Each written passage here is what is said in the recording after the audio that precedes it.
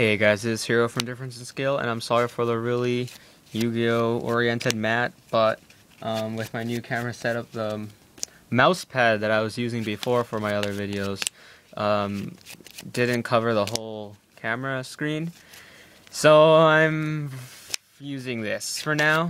My custom playmat is on the mail right now, so hopefully next video I'll be able to use that, but for now, bear with me, I'm using a Yu-Gi-Oh mat.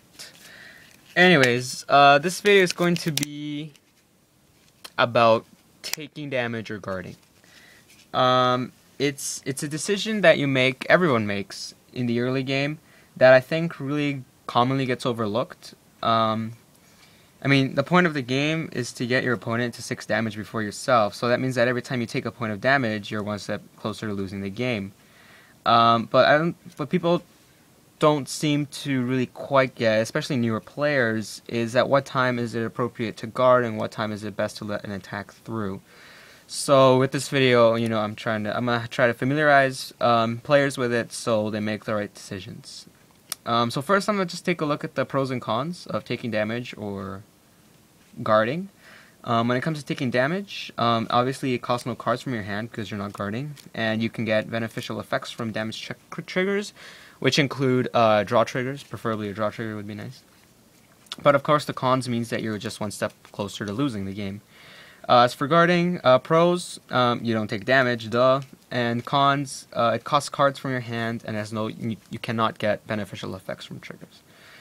So I mean, this is kind of common sense and should be really basic. So yeah, once we get that down, we'll be able to work on the more advanced aspects. And I think it all comes down to the early game. The early game, I think, is the most important part of the game, which determines what your hand size will be, what your opponent's hand size will be, and basically just the early game will determine the tempo and the momentum for the rest of the game. If you're low on cards going into the mid-late game, you're probably going to stay that way. Unless your opponent, you know, goofs up or you get lucky, you're going to have an uphill struggle, basically. It's what it's going to be. But there's a way of controlling how many cards your opponent and how many cards yourself can have when it comes to the early game. So let's start with an example. Let's say I start with Mega Trainer. I'm playing Spike Brothers. Let's say I ride Wonder Boy. I'll move Mega Trainer to the back. So I ride Wonder Boy. Let's say I went first, so it's their turn. Let's say they ride their 8K beater, and apart from that, they'll call one as a rear guard. So let's say they attack with their rear guard first. Now, this is my hand. It's a pretty good hand, you know, got my grade 3, my grade 2, I'm set to go. So they attack with the rear guard 8K. What do? Most players would just take that damage. So they would just damage check, okay, take a damage. And if they didn't guard the rear guard attack, chances are even less that they're going to guard the Vanguard attack, because you would need more in case of a trigger. So let's say they get nothing. Okay, so I damage check that. Before I even get to grade 2, I'm already at 2 damage. So that means that if we keep it like that, I'll ride my grade 2, I'll attack, check, and then there go.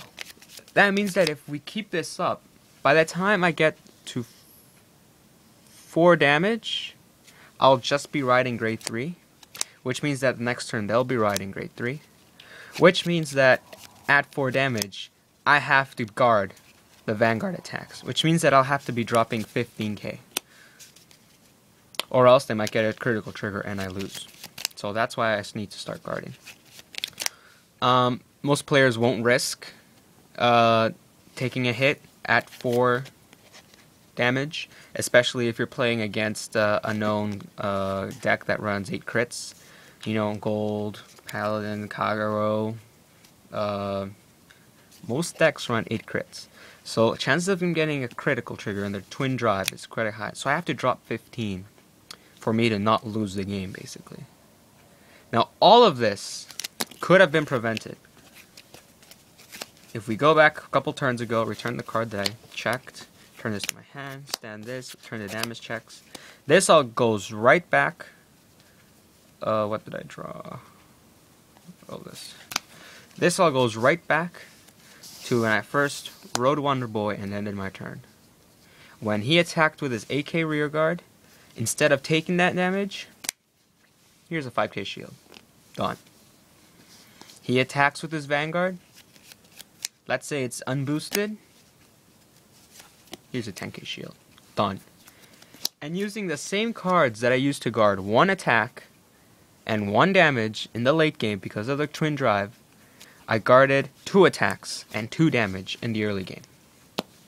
Because of this, not only am I still at 0 damage, next turn I'll draw, I'll ride, I'll attack, I'll check, I'll end my turn.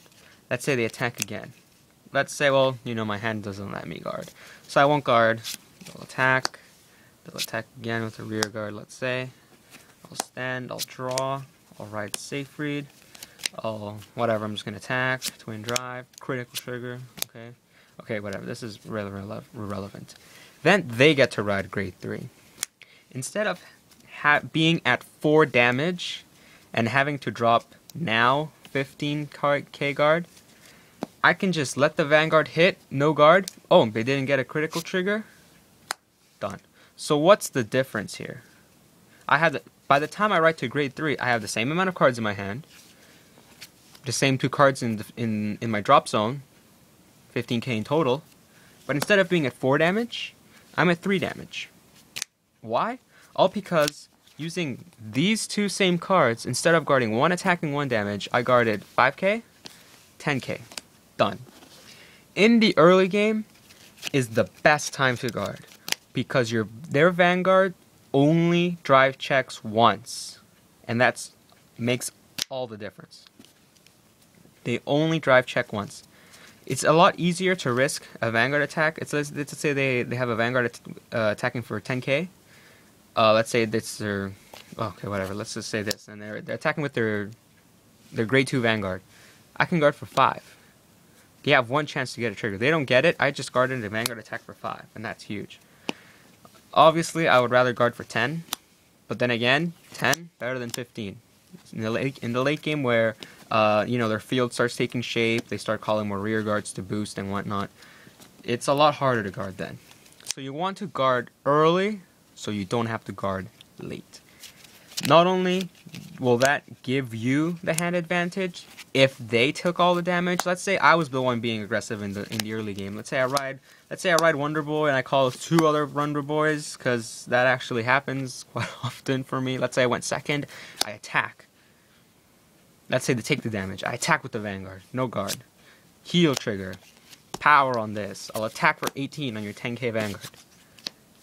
3 damage, 1 turn. They're not even at grade 2 yet, and you've already landed 2 to 3 damage.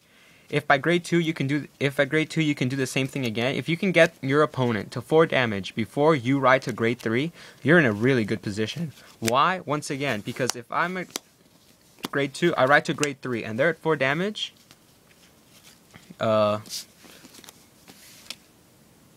you think that they're going to take the attack while they're at 4 damage? Well, in this case, it was the right choice because they didn't get any triggers. But they're probably not going to. And that means that you're just forcing a perfect guard, you're forcing 15k out of their opponent, and they're at 4 damage. And you're just ahead in every single way, basically. You're ahead in hand because you won't have to guard their Vanguard attacks now. You're ahead in damage because you got them to damage early first. So, really, it's all about the early game. It's all about the early game.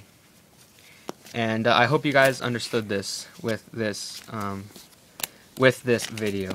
So yeah, moral of the story: guard in the early game, and take advantage of it in the late game.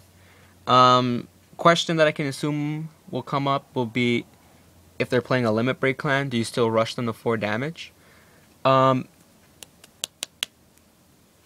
would say yes, because for most clans, their limit break really only revolves around, well, there's exceptions, you know, you got Blondizel, you got Vermilion, but really, the biggest threat is a plus 5k that some cards get with limit break.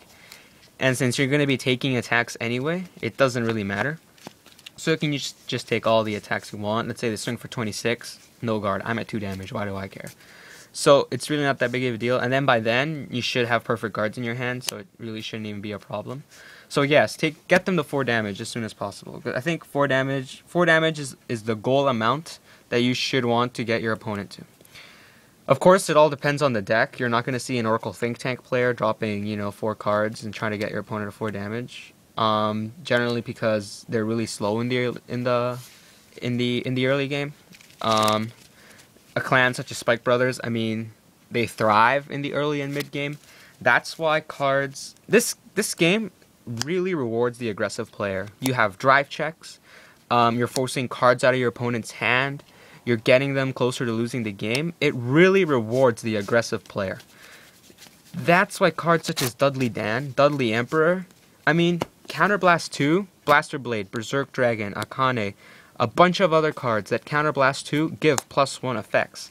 If Dudley Dan was simply rest, Counterblast 2 call something, or boost, Counterblast 2 call something without putting something into the soul from your hand, it would be really damn good. Because not only would you be increasing in field advantage, hand advantage, but really, and you would also be have the advantage because you're being aggressive.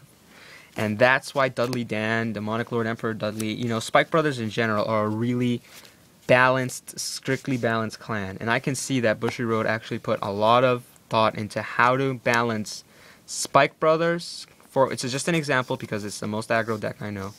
In order for them to really not be broken. Because if Dudley Dan we didn't have to put a card into the soul from our hand, it would be pretty damn good.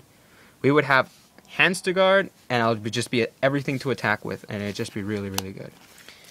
So yeah, play aggressively. Obviously depends on the deck, but in general, guard early. Guard early, take advantage of it in the late game, and yeah, I hope this video made at least a couple of you guys better players.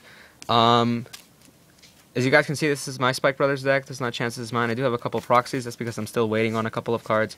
Once a couple of cards do come in, I will be doing a Spike Brothers deck profile for my own. I know Chan has done his, but I like to add a couple of things to what he said, and also I kind of disagree on a couple of things that he said as well about a card or two.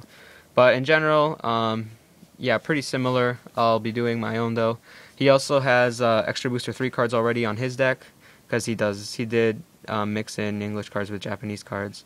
The cards that you see from here are from my friends' commons that they got from their boxes. I won't be getting any Demonic Lord Emperors or anything until Extra Booster 3 comes out in English. So yeah, we're almost at 400 subs. It's awesome. Thank you guys so much, and I hope you guys enjoyed this video. HerO's out.